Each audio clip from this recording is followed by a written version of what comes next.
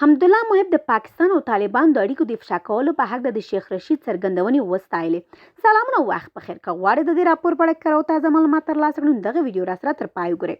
د افغانستان د ملي امنیت شورا سلاکار حمدالله محب د طالبانو او پاکستان د اړیکو افشا کولو په هکله د دغه هیواد د کورنیو چارو وزیر شیخ رشید احمد څرګندونې ستایلې دي. د پاکستان د کورنیو چارو وزیر شیخ رشید احمد ویلي چې د اکثرو طالبانو مشرانو کورنۍ په پاکستان کې ژوند کوي او د افغانستان په جنگ کې د وژل شویو او ټپي شویو طالبانو مړي او ټپیان پاکستان ته ورول کیږي او هلته تداوي کیږي.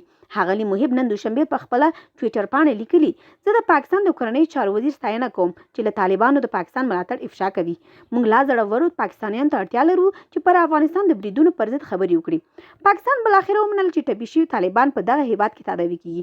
دا لومړی ځل ده چې یو لوړپوړی پاکستاني چارواکي په هیواد کې د افغان طالبانو پر اوسېدو باندې اعتراف کوي.